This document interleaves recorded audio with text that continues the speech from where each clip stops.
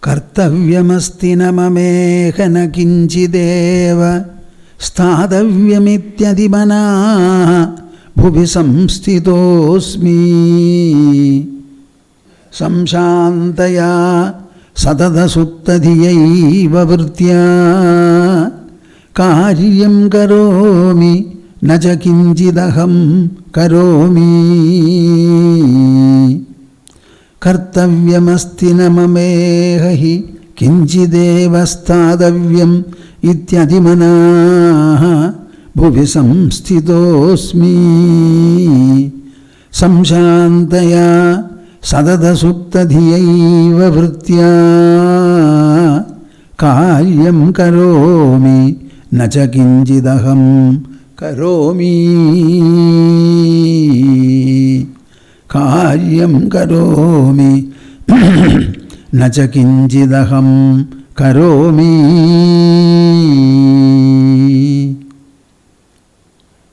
Madhya hridaya kashe sadanandamayo guruhu udetu satatam samyak swatmananda prabodhakaha.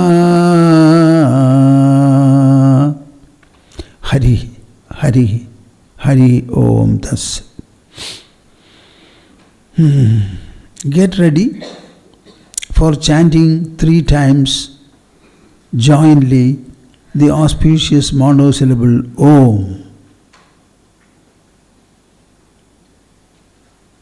Let us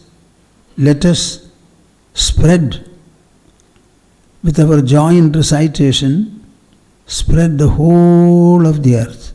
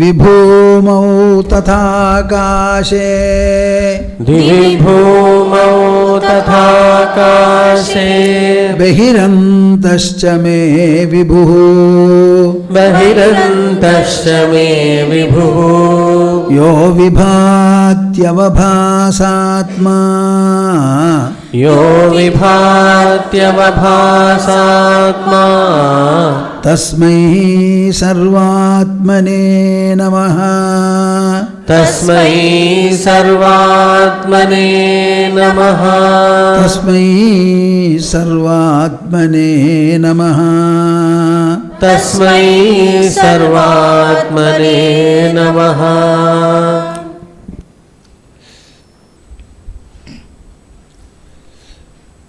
Does this idea occur to you? Sarvatmane namaha. Whenever you think of God or the self, are you thinking of it like a mustard or a point?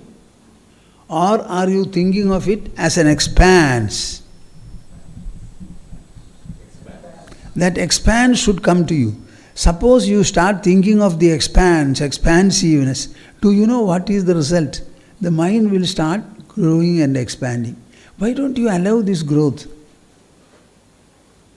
All that I ask you to do is to do manana. Employ the mind in the manner in which you want. If you want to be successful, engage the mind in the thought of successfulness. If you want to be dexterous, think of dexterousness. I have a disciple who resigned his customs job, and ever since then he has been without job. Optionally, he is doing some other work. He speaks very fast, very tall, but he is a very assiduous person. He believed in spirituality and started meditating right from young age. So one day he telephoned me, Swamiji. What? See, I can do many things, but I lack some of the basic qualities. What are the qualities you always say? What? Commitment, dedication, exclusiveness, perseverance.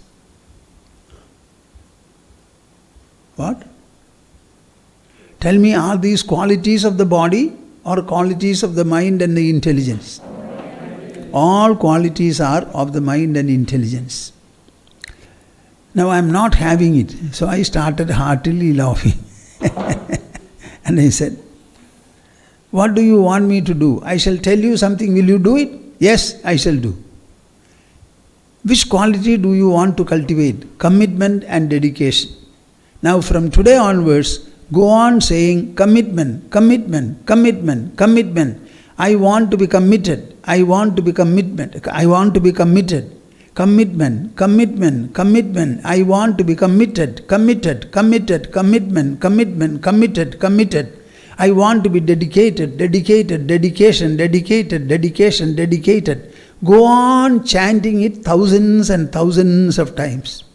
And let me know after 5 days, I said. He told me, Swamiji, I have become committed. I have become dedicated. The qualities have grown in me. He told another customs officer and introduced him when we landed in, where? Bombay or Delhi? Bombay. He said, he is my friend. So I told him what you told me. He has also started practicing. Every day he catches 2 cases. And all the others have no case at all. What do you say about it? See, you want to grow this quality in your mind. It is not like pacemaker planted here. For the physical body, a pacemaker is all right, and it can work for a few years. But in a mind that is totally chanchala, desultory, constantly becoming, swinging and swinging, how will you cultivate a quality? The mind is given to thinking, the mind is given to feeling, the mind is given to emotions, the mind is given to memory. So if you want to improve the quality of the mind, it should be through feeling, thinking, emotioning and memorizing. Just see.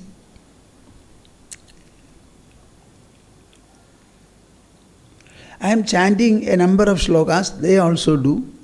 You know, these slokas, they have become part and parcel of our brain and mind. So whenever a quality has to be had, it always comes to us in the form of a sloka. You can remember it. It is pocketed. You don't have to take a book and remember. So I want you to learn at least 25 slokas. 25.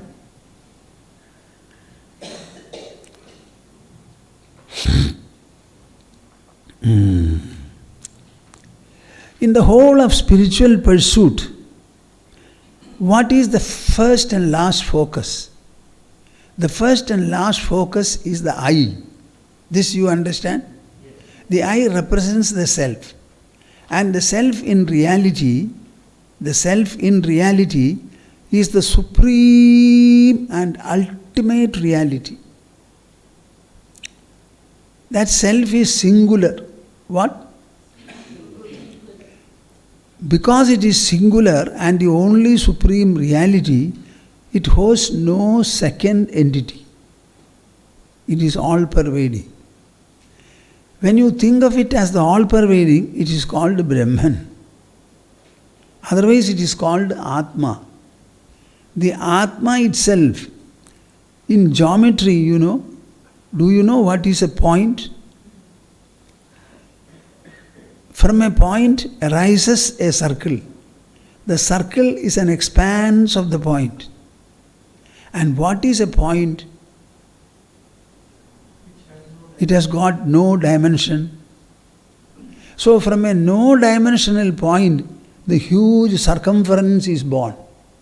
Is it not a mystery? Huh? So the self, though we consider it to be inside our body to begin with, denoted by the term I, when you go there and inquire, you will find by your own experiential notes that it is the one expression that I have coined for it, it is spatial sentience. What? Spatial, S-E-N-T-I-E-N-C-E, spatial sentience. The other space that you have, it is a material inert space. This is like space, spatial, but it is sentience. Because it is sentience, it is unlike matter and energy. Supra-material and supra-energial. Because it is spatial sentience, you cannot restrict it within your body and think of it only as a center or a point. It is always a huge expanse. One definition which I always make of the universe is, this universe is such a sphere. It has its center everywhere, but circumference nowhere. It has its center everywhere, but circumference nowhere. This is what the universe is. But in the universe, can you ever show me a point? No, it doesn't allow to fix a point anywhere. The space. So, the word Atma makes a reference to it as within your body, characterized by the term I. But when you explore it and find it, you find it is unlike the body, unlike the mind, unlike the intelligence and ego. It is an infinite expanse. In that expansiveness, it is given the word Brahman. Both are the same. So our focuses are either on the self or on Brahman. As I was asked to explain, Atmaupamyena sarvatra samam pashyati.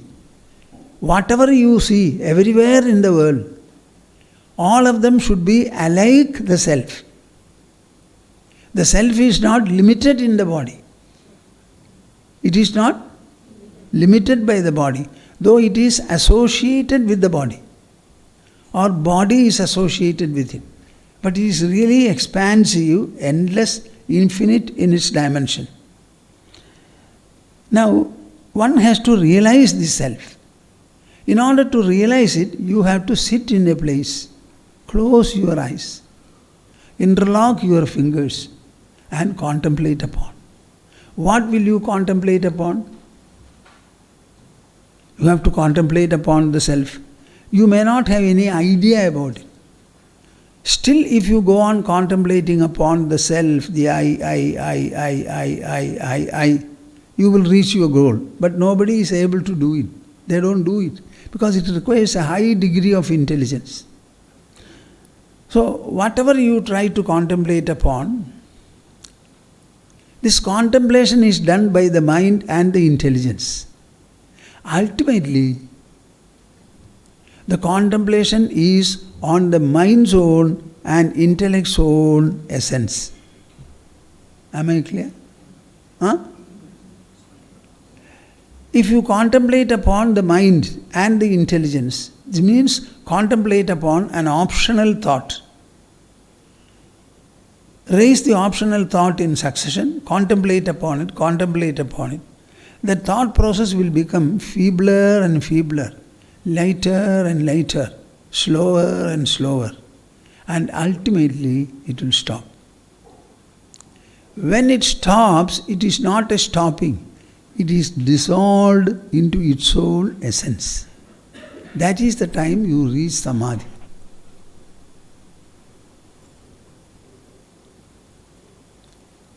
In that state, there is no manovritti or buddhivritti. No, manovritti means mental function. Buddhivritti means intellectual function. These are the two functions that take place within our body. Both the functions become extinct and you reach their very source. It is such a source that we reach during sleep.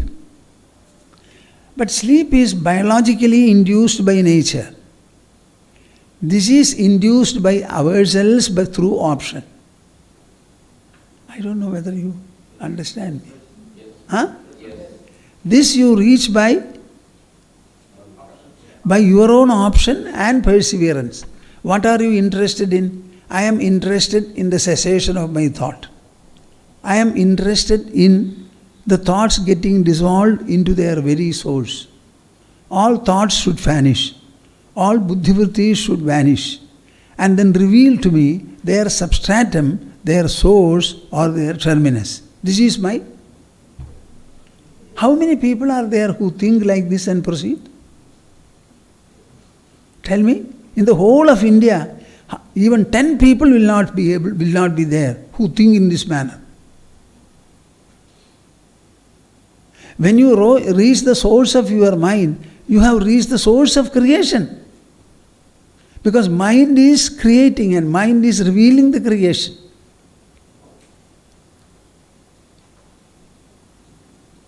Now, this Samadhi, you can practice it and have it. Maybe ordinary people will be able to have it for half an hour or maybe for 1 hour. But anything beyond an hour, 2 hours, 3 hours, 4 hours, 5 hours, neither necessary nor feasible. Because we are a people given to wakefulness, sleep and dream. Wakefulness, sleep and dream. How much is the wakefulness? 16 to 17 hours a day. And thereafter you follow sleep, which is about 8 or 7 hours. This is our very nature and there is nothing wrong. It is all beautiful. So can you flout this and remain in the so-called Samadhi for long hours? If you do so, will it be harmonious or disharmonious? Will it have any purpose or not? You have to intelligently think. No. We only want to know, understand and realize the self. And with the realization, we want to live and move effectively in the world. So self-realization or Samadhi should become a complement to our wakefulness. Am I clear? Huh? Huh?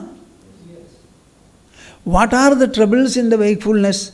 Those troubles should vanish. And we should become what? Very pleasant, very cheerful, very contented. All interactions are equally acceptable to us and interactional consequences will be sublimated and enriched within our body. So what is real spirituality? Is it getting seated in Samadhi or practicing Samadhi and in the light of the experience that you have, integrating and harmonizing the entire wakeful hours and activity? Huh? So in spirituality, particularly in Yogavasishtha Ramayana, sage Vasishtha stresses this and explains this through countless chapters with numerous instances. The same subject is discussed. I am writing the science of inner redemption on the last section of Yogavasishtha Ramayana. I the other day felt I should stop writing. Whatever is to be said and explained, it has been explained. What further shall I do? So let me stop. This was the feeling I had. Rama sat completely absorbed and showed no symptoms of waking up. Then Valmiki and the others got upset. He is only a 16-year-old prince. by virtue of spiritual instruction, can we steep him so much in his own inner immersion that he will sit like this? So Vasishtha Deva, you wake him up through your yogic powers. So Vasishtha Deva woke him up. And all the instructions he gives in the Nirvana Prakarana are to make Rama interactional, but equal to the Samadhi absorption. Will you believe me when I say this? I don't think.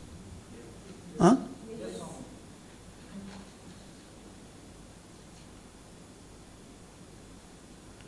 Is there anybody here who can sleep for the whole life? Is there anybody here who can be wakeful for the whole life? As sleep is complementary to wakefulness, and wakefulness is complementary to sleep, Samadhi also is complementary to post-Samadhi, and post-Samadhi is complementary to Samadhi. Now this discussion is very, very important. So Vasishtha, Sage Vasishtha is going on explaining. He tells Rama, my dear prince, look, in Kailasa there is a famous peak. It has a lot of wide tableland. That land is full of medicinal and nutritive herbs. Are you hearing? Huh? See how much our people have surveyed the country. Huh? Kalidasa writes a poem in which he refers to Himalayas, describes Himalayas. On the north, it is an imposing mountain. It appears to be immersed on both sides into the sea. It appears to be almost a measuring rod of the earth. This is how he has said. What are the descriptions you find of trees, plants, herbs?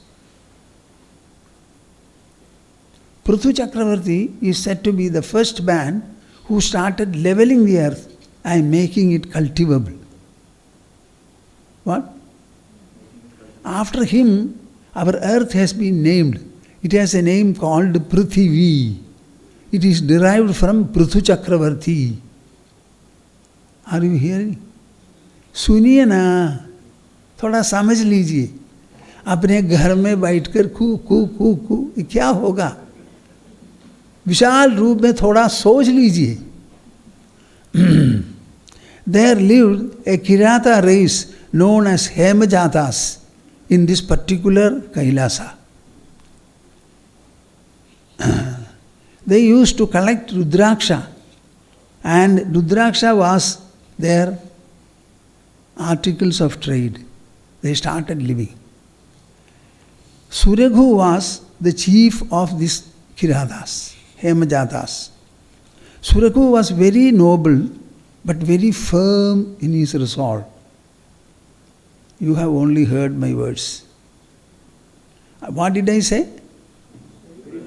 He was very noble, but he was firm in his resolve. High speed steel, very sharp. He conquered his enemies. He punished all the wicked people and rewarded the virtuous greatly. This is what a king does. He will always punish ruthlessly the wicked and reward the virtuous. This is the method of the king. Shall I tell you a legend? See, this place belongs to Cochin state, a very small kingdom. A few hundred years back, there was a person called Shaktan Tamburan here. He wears only a dhoti and has his sword. His statue is there in Thrissur. So it is not an imagination. He was young. So one day the elderly king said, "Oh, These people are creating a lot of trouble. What shall I do? He got up and said, my dear uncle, will you leave the job to me? I will handle it. Okay, you do whatever you want. I am not telling you a legend. It's a fact. It's a history. He said, drum, beat your drum and make a declaration. All the men who have crossed the age of 25 should assemble here tomorrow at 4 o'clock with a mud pitcher and a rope this long. This was the announcement. All people came there. Are you ready? Yes. Tie one end of the rope to the pitcher. Tie the other end to your neck. Backwaters were there. Get into the backwaters, fill the pitcher and jump. Every one of them did it, and that was the end of it. What do you say about it? बोलिए ना, चुप रहते हैं क्यों? Even on his birthday, the mother will be waiting for good meals, etc. This man did not come. He came very late. Why was you late? Why were you late? I had to kill a Brahmana, he said. This Thrissur, Vadakkanathan temple, a Shiva temple is there. All around it was teak forest. Dense teak forest. When people had to be punished, the southern gate was open and they were pushed there and all the others disappeared. That man will die there.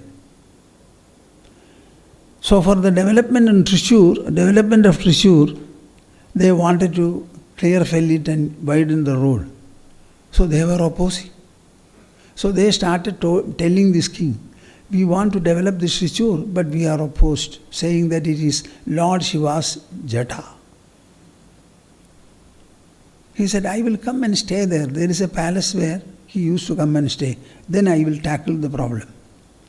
So he came there and took up the issue. Come, do your clear felling. I sit here on a chair with my sword. He sat. So there is somebody called Oracle. Have you understand? Do you understand it? A man who represents the goddess is called an oracle.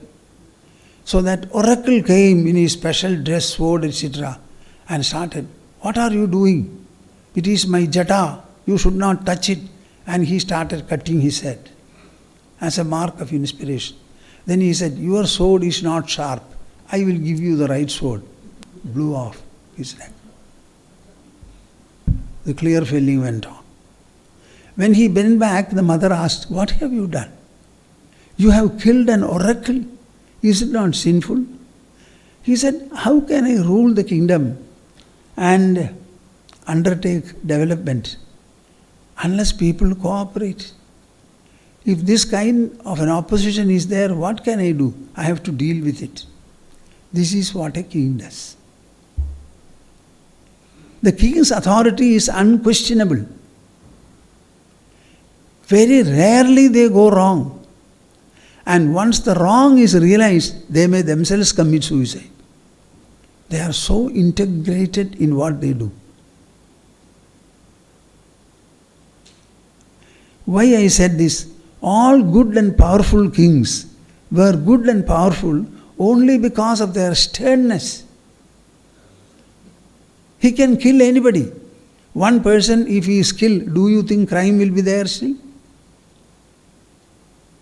Huh? Shall I tell you a little more of this story? This Tamburan, this king was camping in Thrissur. One day a woman came from a place called Machadu, which is near my birthplace. That woman came there. So there is a way of informing. One woman has come, she wants to show her face. He went to the veranda and asked, why have you come? I have come to report to you something very unpleasant and painful. What is that? Tell me. She said, my daughter is being eyed by your commander. What? My daughter, your commander has an? Oh, It is my commander. What can you do? Simply agree to what he says. Ask him to come, he said. She was so disappointed. So disappointed. And went away. And she had to walk all the way. It is about 15 to 18 kilometers from Thrissur. She was walking, going back. It takes time, 3-4 hours. When she was reaching there, it was almost dark. A horse cart went there and said, "Where are you going?" "I am going to my house." "What is the trouble?" "I went there and is disappointed." "So you get into this cart." So she got into the cart and she was driven there. Meanwhile, when old man came, before then this lady has invited the man, asked him to come. An old man came with a bundle on his shoulder. He said, "I am not able to walk, I cannot go further up. Can I spend the night here?" They said, "It is very comfortable, you stay here." So he kept his bundle. "Are you following me?" And then started lying there. After some time, they heard some movements and voices from the lawn. So he said, "I will go and see." So he went and saw, came back, said that some cows had entered the lawn, I have driven them away. So when they were walking on dry leaves, there will be sound. Meanwhile, this woman has invited the commander, he has come with an assistant. They were washing the vessels and he was waiting. When so much took place, the commander had sensed something wrong. So he was about to escape. But before escaping, the whole lawn, they had put barbed wire there. And drum beaters were ready in a group. He was simply caught, kerosene poured on his body and lit. And he will cry, is it not? So the drummers were asked to beat the drum so that his cry will not be heard anywhere. This is what happened about 250 or 300 years earlier. And this man's statue is there in Thrissur, you can go and see it. Why I said this? Kings are like this. It is that exemplary punishment that they give that keeps people under check. So he punished the wicked very severely, rewarded the virtuous also very considerably. But as years passed, he became very repentant. After all, what am I doing? I am killing people. He said something nice. I also have my body. My relatives also are there. If anybody kills them, can I bear it? So what I am doing is not wrong, is not right. He felt so painful and hit. He was in terrible torment. Many kings in our land, thinking like this, have abandoned the throne and sought the woods to immerse themselves in austerity. This is not a single Suragu. At that time, Mandavya, sage Mandavya visited him. He confessed to the sage the plight of his heart. The sage started consoling him. Whenever there is grief, doubt and delusion, you always find an enlightened man comes there and starts discussing and relieving it. The sage gave him timely instruction on the supreme truth, the ever resplendent self. I don't know whether you can relate it. What is the supreme truth? The supreme truth is the self. And what is the self? It is imperishable. It is impersonal. It is unaffectable, uncuttable, undryable, unwettable, unburnable. That is the self. And everyone is the self. So even if you cut somebody's head, actually you don't cut his soul. This is the final point of redemption for all people. So the sage started advising him. Everywhere you will find this kind of an interaction between the knower of truth and the seeker. Swayatnena, swasamsthena, svenopayena bhupade, esha manah pelavata, himavat praviliyate. This softness that you are feeling in your heart and mind, it can be redressed only by truthful introspection. Truthful introspection. Truthful, not mere introspection. Introspection on the supreme truth. The mind has to be engaged there. What is that supreme truthful introspection? Koham kathamidam kimva katham marana janmani vichareyandarevam tvam mahattam alameshyasi. You should start thinking, who am I? How has the whole world come up? You see, we belong to humanity. Do you think we created the humanity? You tell me? Huh? Who created our mind, intelligence, ego, the good and bad in us, desire, hatred, intolerance, all the tendencies, etc.? Do you think our parents are responsible? Humanity is a complex part of creation. So the humanity itself is created by nature. Whatever tendencies they exhibit, they are not the authors and source for them. While you think of sin and virtue, to some extent it is okay. But your thought will be complete only when you go into the question as to how this has come about. Who is driving it? So that kind of an introspection you should take up.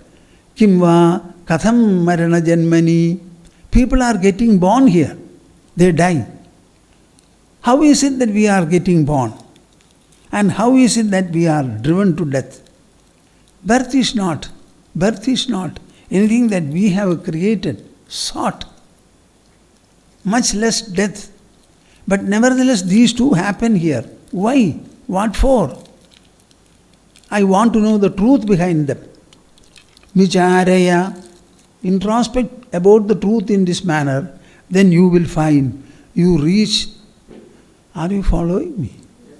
You will reach a magnificence in your mind and thought. Mahattam alameshyasi. You will reach such an exalted level, such a magnificence in your thought process that none of these things will affect you. Having been instructed in this manner, sage Mandavya left. The king instantly sought a lonely spot and he started doing vichara, as Mandavya advised him. He started going inward and inward, inward and inward. The mystery of the entire mento-intellectual process began to unfold in him. All of you are thinking. All of you have emotions. And you have crisscross emotions. But have you ever gone into them? Huh? What business do you have to say anything about them unless you go into them? Get yourself immersed as you will step into a tank, step into your mind and try to find out what is each thought. Is there a difference between two thoughts? Why don't you go into it? So the entire mystery of the whole inner process started unfolding itself. Can the society, human society, exist without a ruler? You tell me. In Sri Lanka, what have they done? They drove off one president and they want to elect. Let us hope he will be able to remain there. They cannot rule. They can intrude. Thereafter what? The society cannot be unless you have a ruler. To rule means to contain the unruly and to safeguard the ruly. Is my expression clear? Unruly people should be controlled, and people who abide by law, they have to be safeguarded. This is the part of the whole display. The miscreants will do what they relish. The ruler has to do what is right. Otherwise, don't sit on the throne at all. Arjuna has started speaking about retreat. What business Arjuna had to speak about retreat? Every one of them, 4.5 million soldiers, everyone had come there with an individual resolution to fight the enemies or get fought by them. Kashtam muthaiva me chinda nigrahanugrahasthidau babuva dehanishtheha na kinchitapi dehakam. I don't know whether you follow me.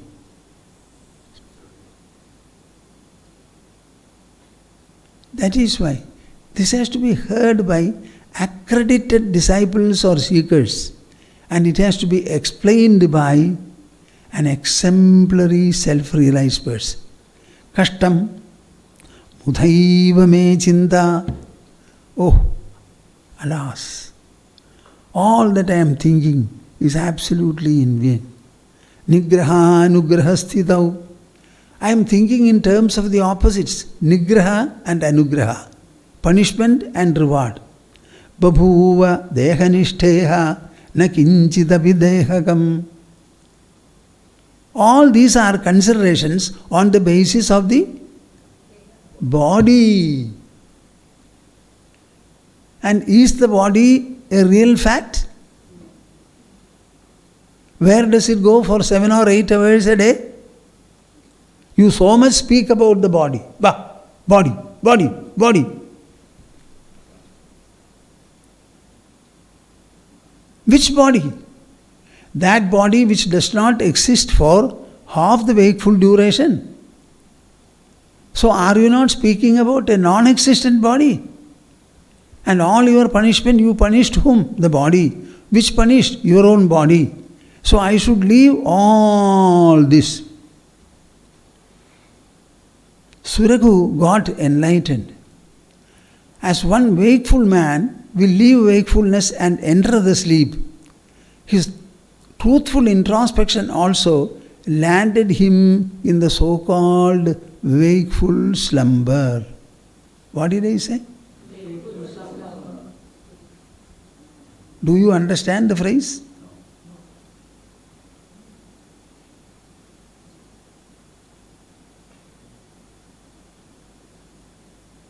This is wakeful slumber. You cannot take a picture, bring a photograph and try.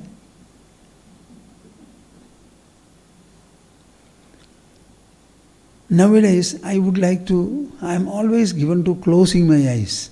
I don't know why. And very often these people say I am sleeping.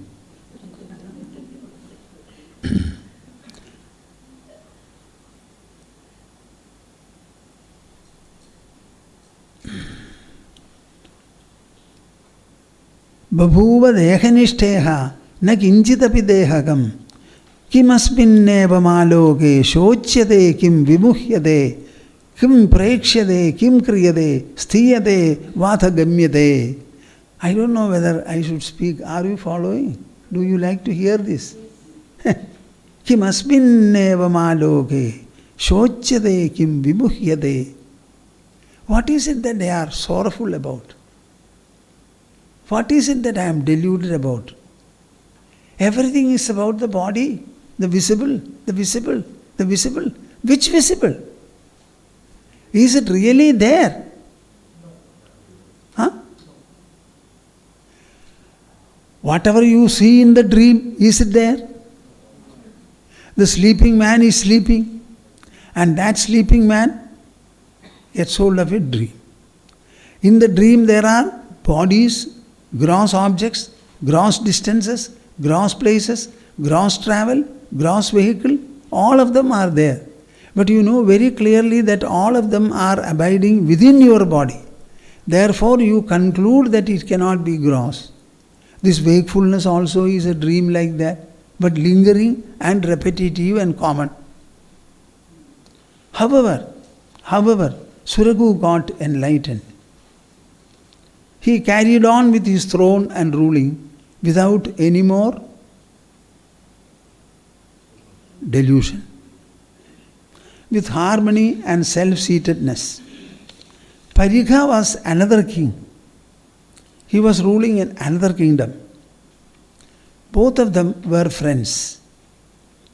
That Parikha felt extremely miserable at his own subjects' suffering due to a drought and famine. As a king, he tried hard. He could not do anything. He felt so dejected to sit on the throne, and when people are suffering, I cannot do anything. I think this is what happened in Sri Lanka also. So, helpless and afflicted, he left the throne and the palace. In the forest, he did austerity and became enlightened. He was rambling in the forest, reached Surigu's palace. They were fast friends, so they got into a lively dialogue. Parikha inquired, "How are you, my dear friend? How is your mind like? Are you not restful in your own inmost essence? Mind, intelligence and ego must have their locus, foundation and substratum." The question was, are you not restful in your own inmost essence? See, you are seated in the chair. Your body is seated in the chair. But can you tell me where your mind is seated? Mind also must have a place to rest. What is the substratum of the mind, intelligence and ego? Mind you, they are not physical, they are not gross, they are not material or energial. Nevertheless, they are present. So the constantly vibrating mind, intelligence and ego, what is the place or abode of their rest? So Parikha is inquiring, how is your mind? Are you not restful in your own inmost essence? The discussion was continuing.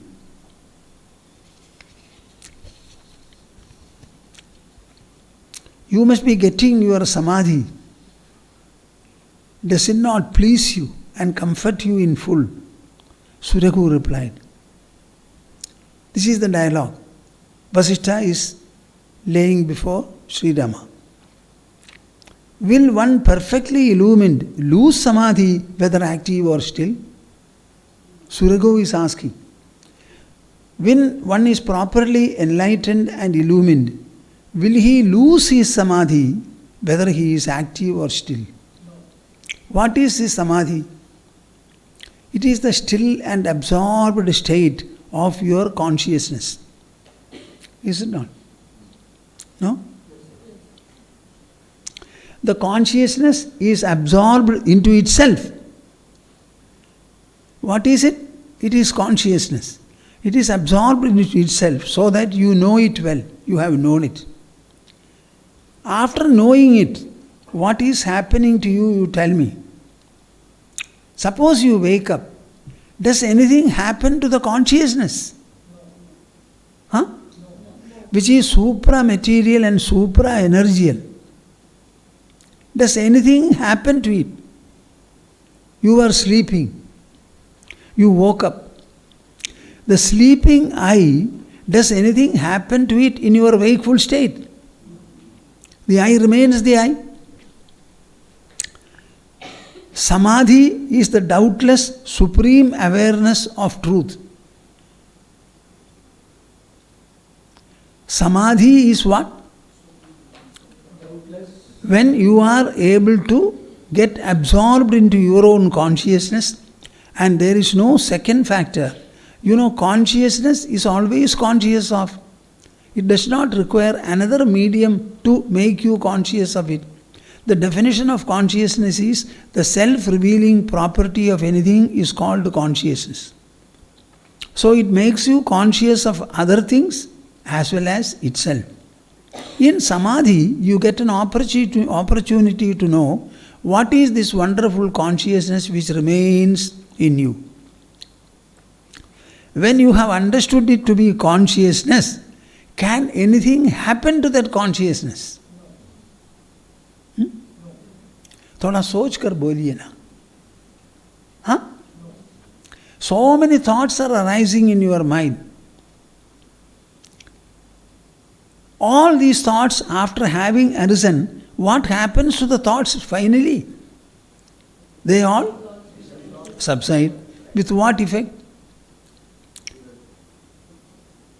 Has it caused any scar in the consciousness? Everything arises and subsides, arises and subsides. Everything is forgotten. So Samadhi is the supreme awareness of truth. It is not a mere speechlessness. It is not a bodily pose. It is not a bodily pose. It is the unconditioned state of one's awareness. There is clarity. There is definiteness of intelligence. For the rightly illumined person, if once Samadhi occurs, it will not be dimmed or eclipsed at all. In Samadhi, what did I feel? I felt myself. As present where? As present in me. If such a self is present in you and you have found it, will it ever become absent? सोच कर बोलिए ना. What is the meaning of presence? Presence is something that is present. Can the presence become absence? Huh? If something is present, it will continue to be present. What is Newton's law of motion? A body in a state of rest will continue to be so unless interfered with by another. So the self cannot be interfered with by another. So the self is luminous, it is brilliant, it is splendorous. That splendorous self will remain every time. That is why you know. In Samadhi you got to know it alone by itself, as itself. When you wake up, then also you say, I was in Samadhi, I woke up. That awareness is still there. So the clarity and definiteness is so much for the true knower that he will never feel any kind of a change. Akshubdha nirahankara dundvesh dundvesh ananupadini prokta samadhi shabdena mero sthirataragrihi. Wise people describe Samadhi to be akshubdha. There will be no agitation there. Nirahankara. There will be no ahankara and I-ness there. Dvandveshu anupapadini. In the pairs of opposites, it will never get sunk and flooded. Prokta samadhi shabdena mero sthirataragrihi. Like Mount Meru, it is an embodiment of stability and poise. Yata pravridibhotena yuktama atyantikam manaha tadarabhya samadhanam avyuchinnam mahatmanaha. For the great soul of supreme enlightenment, when the mind becomes integrated with this awareness, what did I say? When your mind gets integrated with this true comprehension, from that time onwards, he will never lose his peace and quietude. You know that 5 plus 3 will be 8. Suppose I cut your body, will you forget 5 plus 3, 8? Huh? You may suffer from pain. Still, when I ask you, 5 plus 3, 8, Swamiji.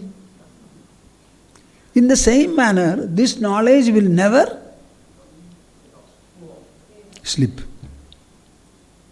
And what is this knowledge, you tell me? This knowledge is about the self that you are. What? If self is like this, don't you think I am like this? And you are also like this? So the realization is, what is there in you which remains the same forever. Your hands will move, tongue will speak, mind will think, intelligence will understand. You will take up so many activities, so many results will come. Despite all these, this consciousness in you remains equally the same. There is no difference at all. Sarvaga sarvada, sarvada eva atma, sarvaga sarvadaiva atma, sarvameva cha sarvadha, asamadhirhi kosau syat, samadhirapi kasmrutaha. I don't know whether you understand the subtleties of the discussion. Do you? See, you understand something to be the self. It is not body, it is not matter, it is not energy. Then all the physical and chemical, biophysical, biochemical, biological laws, do they apply to it? No. Then what are you asking about? Somebody killed, another got killed, burned, wetted. What is all this? You are not speaking about the body at all. Something entirely different. And that body different factor is what you are. So whatever is the property of the self, that property will sustain itself without you. So sarvagaha sarvadaiva atma sarvameva cha sarvadha. This atma is all pervading, ever remaining the same. Whether the world is or is not is of no consequence to the self. It overwhelms the world, permeates everything. It is permeating in the dead body. If it is in the earth, water, air, etc., will it not be in the dead body also? Yes. In such a situation, what is asamadhi and samadhi?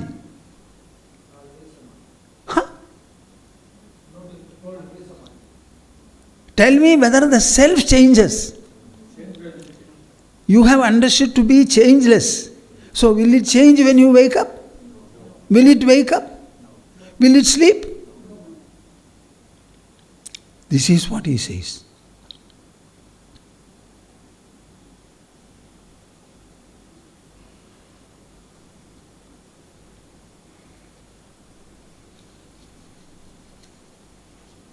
Yogavasishtha puts it in a very nice manner. Shall I explain? Sushuptavat prashamita bhava vrittina sthidam sada jagradhiyena chetasa kalanvido vidurivayas sada muda nishevyade mukta idiha sasbrataha. Who is a mukta? Oh, I had samadhi. Please call me a mukta. He is not such a man. He becomes liberated forever. Whether his mind gets into samadhi or not samadhi, you sleep, you wake up, you dream. Are you different? Huh? If one samadhi also comes to you, will it be different? Will it make difference? So the understanding has to be clear. When it is clear, it will be functioning in this manner. Sushuptavat prashamita bhava vrittina. As if in sleep, all your mental agitations will be at peace and harmony. With a mind akin to sleepiness. So I will put it in this manner. It is a wakeful sleep or sleepy wakefulness. You will do everything. But none of these actions, nor the consequences, will be able to scar your inner being. Sushuptavat prashamita bhava vrittina. As if in sleep, you have a mind where all the vrittis have been completely sublimated. Sthidam sada jagradhiyena chetasa. While you are wakeful, you should start living and moving with such a sublimated, homogeneous mind. Kalanvito vidhurivaya sada muda nishevyade. A beautiful example he provides. We have two luminaries on the sky. One is the sun, always steady. What about the moon? It swells and shrinks. It swells and shrinks. Whether it swells and shrinks, and on Amavasi day it seems to be dying, do you think all these affect the moon proper? It is still luminous. In the same manner, you should also remain luminous. Cry sometimes, laugh, lose, gain, be hungry, eat well and be appeased. Whatever you do, continue to do. But remain.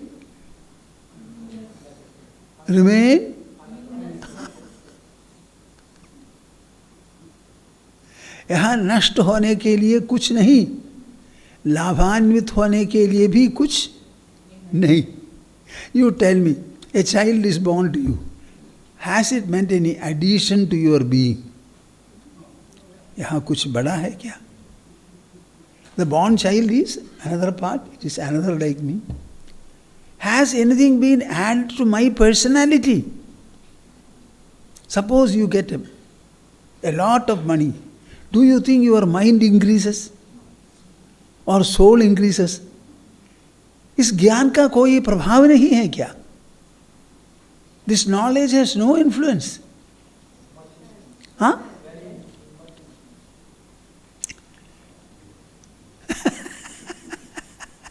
Why don't you start laughing? अरे इतना सुंदर है, कोई कुछ हमको एक plus लगाएगा नहीं. I always tell the world, throw me in wherever you want. You can never add a plus to me or inflict a minus on me. My body is full with Panchabhutas and my mind is full with consciousness. और full करने के लिए यहाँ क्या है? तुम्हारे पास कुछ है क्या? दुनिया मुझसे कुछ ले जाने के लिए कुछ संभव है क्या? You should start dancing. Such a wonderful wisdom. Sushuptavat pashyati jagratiyo na pashyati dvayam tu pashyanna bhijadvayatvatah tathaja kurvan abhinishkriyaschayah saatmavin nanyaidiha nischayah. This is from Upadesha Sahasri. Sushuptavat jagratiyo na pashyati. As in sleep, you never see anything. Dvayam tu pashyan abhijadvayatvadah. You are seeing the two, but you understand that it is all a display of the singular subject. Similarly, you do everything. At the same time, you know that the eye level, it remains only as a witness and no action is ever done by it. Such a person is a knower of truth, not the others. Have you got the message? So we shall stop now. Some questions are there to be answered. Let me hear the questions.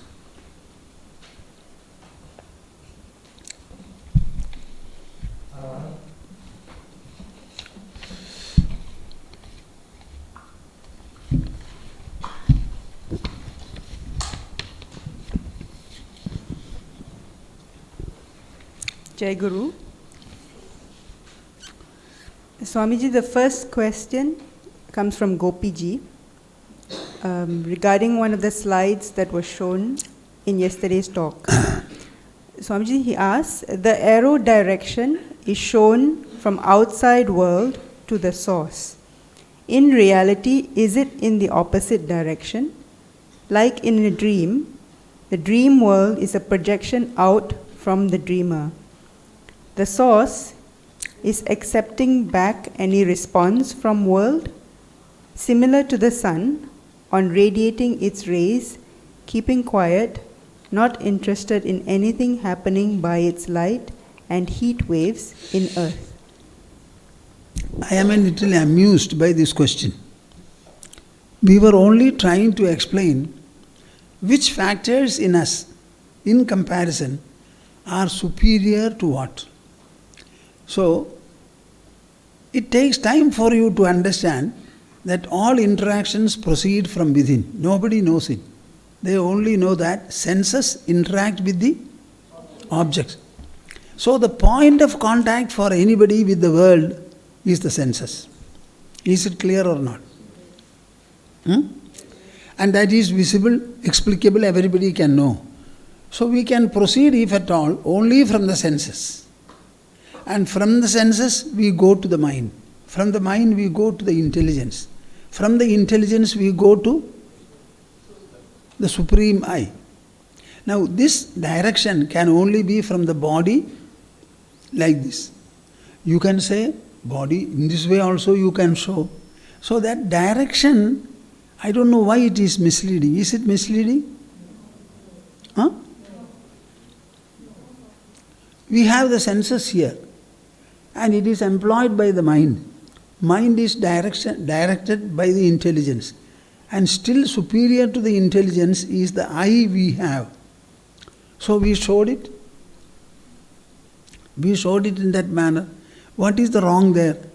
Now if you try to probe into and understand, then I will say the interaction itself is initiated by the mind. And interaction is first of all designed by the mind and implemented by it with the help of the senses. The whole process takes place within you. Here we are not discussing it. We are discussing about the place and importance of the senses. And next the place and importance of the mind. Then the intelligence. And then what further is there. So I think that arrow seems to be all right. There is no problem. And the next question, Swamiji, comes from Ashish Mukherjee. Ashish ji has actually sent in two questions. The first is Maya creation of Brahma or mind? His second question, is Atma an energy pack inside the body? If not, who provides strength for respiration?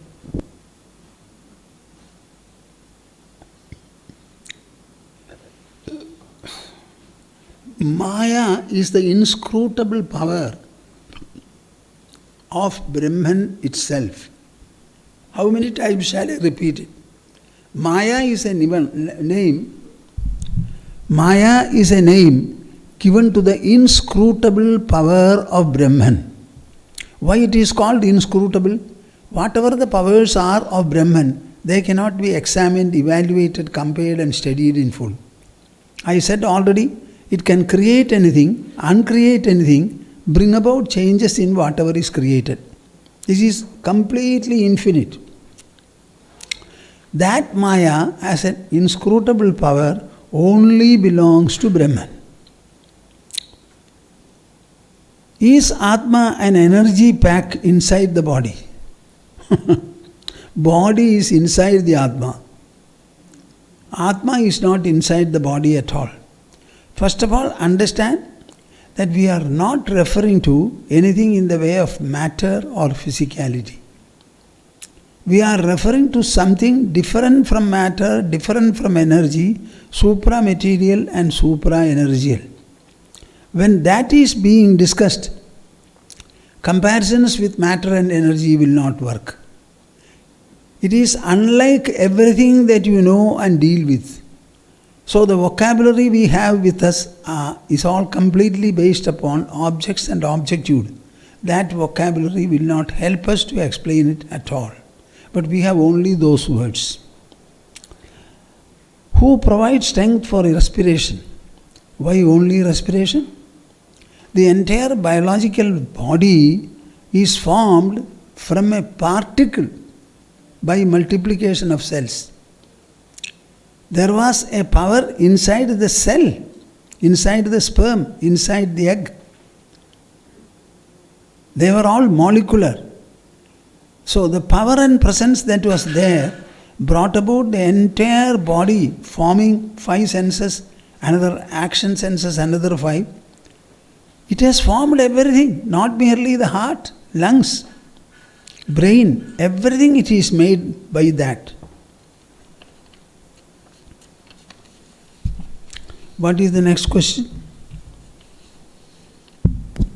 The next question, Swamiji, comes from Professor T.K. Govindan Nambudiri, who writes, Puja Guruji, one doubt. Suppose I love a car, I go and buy it, and then I sit in it and drive it, giving me happiness. I am not driving my mental image. How this may be explained? It is generally a confusion everybody has. I can only laugh over it with patience.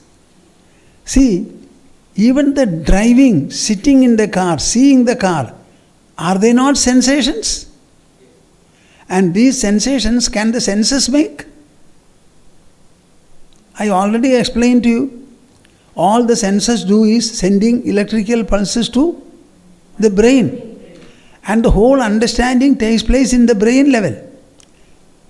The seeing of the car, sitting on it, traveling on it, all these things are just like in dream. Suppose you buy a car and you drive on it. The sleeping person is able to make such a dream. He is doing the same thing here in the waking also. For wakefulness, tell me what is the source? Why are you keeping quiet? Wakefulness emerges from sleep, is it not? Sleep is the only source of wakefulness. And sleep is the terminus also for the sleep, for the wakefulness. The body that you have, even the touch is a sensation, just like sight. So you are seeing the car, you are having sat on the seat, driving it. All these are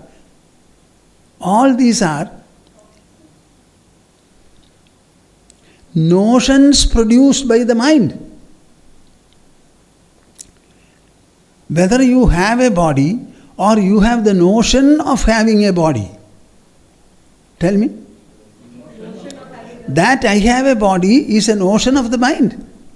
So that you are driving the car is also a notion. That feeling, though it may relate to touch, the rule is the same. Next. Next question is from Arjun Raj. Swamiji, I understood Sukha, happiness, and Dukkha, unhappiness, are the outcomes of mind. What are the outcomes of intelligence? Ignorance and wisdom. Either the intelligence knows or it does not know. It gets deluded or it has clarity.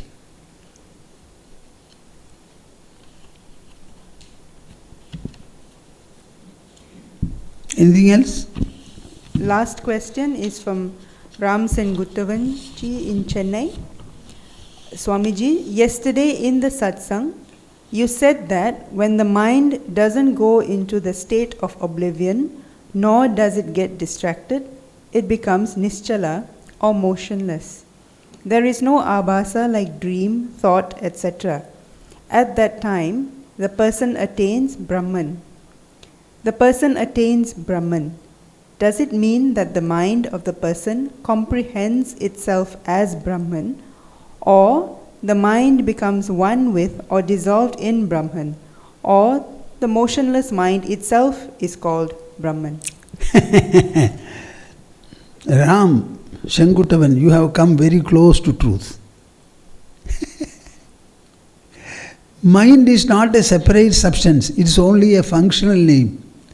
Intellect also is a functional name. There is no substance called the intelligence. It is just like a pair of legs, walking, standing, running, sitting and lying.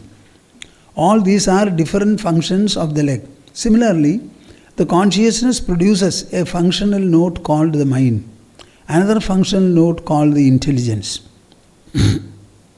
Once you understand this, as Bhagavad Gita puts it in the 2nd chapter, Shruti vipratipannate yada sthasyati nischala samadha vachala buddhi tada yogam avapsyasi.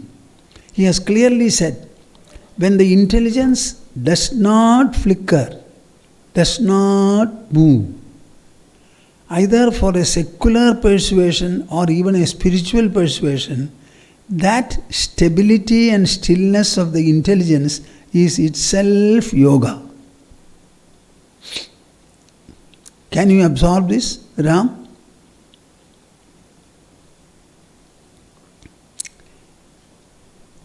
I had already said, Yadana liyate chittam nacha vikshipyate punaha aninganam anabhasam nishpannam brahma tattada. When the mind does not undergo a state of oblivion or stupor, when it does not have a distraction also, and it remains still, absorbed in its own essence, that itself is attainment of Brahman. Anything more? That was the last question, Swamiji. Very good, very good.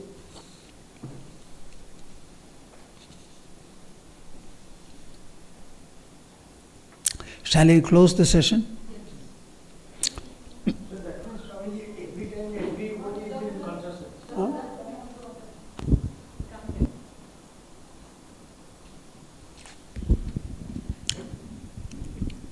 What you discussed today, that means every time, everybody, everywhere is in consciousness. Everywhere? In consciousness. Yes. So what is there, why one is so much keen to get into Samadhi? Why we are all interested about Samadhi? Once you understand that everything is consciousness and that consciousness doesn't have to be sought, preserved, it remains itself. Once that understanding comes, Samadhi or any other search or seeking will stop.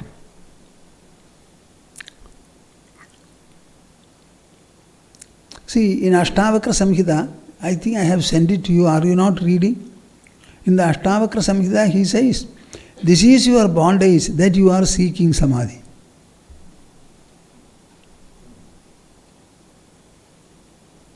Samadhim anutishtasi. You are pursuing Samadhi. This is the bondage for you. Who pursues Samadhi and what for? Are you going to make the self different by your practice of Samadhi? So what will happen to our institution? Our institution. It will go on as usual. Nobody will come here. Why do you think so? This philosophy has been here from the ageless past, and very rarely it is explained also, heard by people. And nobody will say, I have understood everything and show back and go. Let him go. Others will show the front and come. If nobody is there, well and good. It is just like saying, can our country prosper to such an extent that nobody will need anything at all? My answer to you is what I said earlier. You know, humanity cannot and will not be different any time. Because all the further persons will have to be born from the present humanity. If the present humanity is not all right, the people born from the present humanity, will they be different? So even God will not be able to produce a better humanity. He already produced one, and that is what it is we find today. You don't understand me. Huh? People have to be born from the present people. And what the present people are, the same going to be the next also. So the world will remain the same. There will be no difference at all. There may be huge destruction here and there, and huge evolution also correspondingly. Even now, the scientists are reporting, if my information is correct, there are black holes into which so many planets and celestial bodies are going. Still the world remains.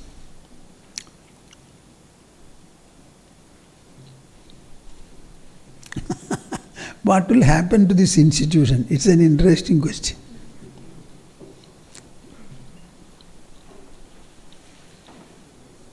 Okay, you tell me. I am one who was seeking.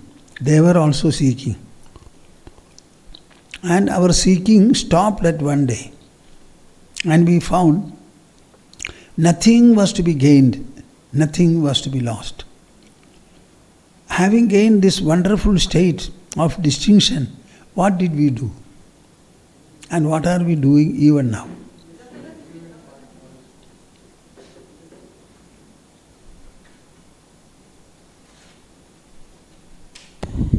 Being in such a wonderful state, one thing is definitely that you are superbly contented, all of you, and probably you want to preach that same thing to others. Beyond that, I don't think. I think that you have achieved maximum. Similarly, when a person understands like this, he will also do similarly. Sit, I will tell you something. I have asked very few questions to my Gurudev. But one question I asked at one time was this, if I remember it properly. Baba, please tell me, a man of total realization which has fulfilled himself, what will he do? Will he retire into solitude and want to be alone, away from others? There was an occasion for me to ask like this. I don't remember what the occasion was. He said, it's very difficult to comment on others, it will be improper. But what I feel, I shall tell you. When a person has attained fulfillment in the spiritual field, he will always like to share it with others. He will not be a lonely person at all. This knowledge itself is an expression and expansion. So that expressiveness will be characteristic of him, expansion also. So he will never seek a solitude or prefer it. He is the right man to live and radiate this knowledge. And can you say people don't need this knowledge? Everybody has a mind. The mind needs peace and contentment. Everybody has an intelligence. It has quest. It has seeking. So it needs knowledge and fulfillment. Just like our body has hunger and thirst, mind's hunger is for peace and contentment. Intellect's hunger is for knowledge and truth. Is this ever going to be absent in the world? So I think the knowers of truth have always a relevance. It may not be a relevance like any other public leader's life, but there is a relevance.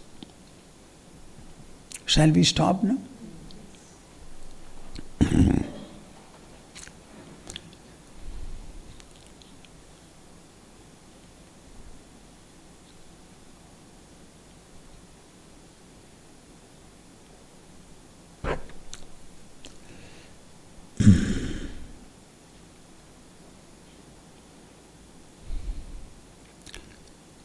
संवेद्यवर्जितमनुत्तममेकमाद्यं संवित्पदं विकलनं कलयन् महात्मन् हृद्येव तिष्ठ कलनारहितक्रियां तु कुर्वन् अकर्तृपदमेत्य शमोदितश्री कुर्वन् अकर्तृपदमेत्य शमोदितश्री.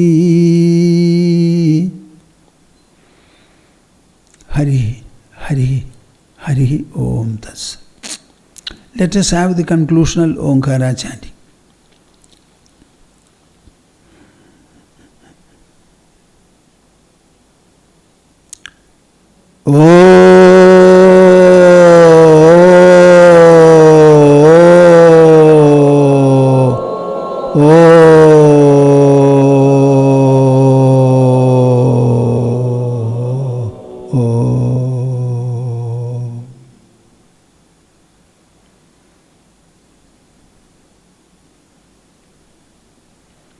Hari Om Tas. Jai Guru.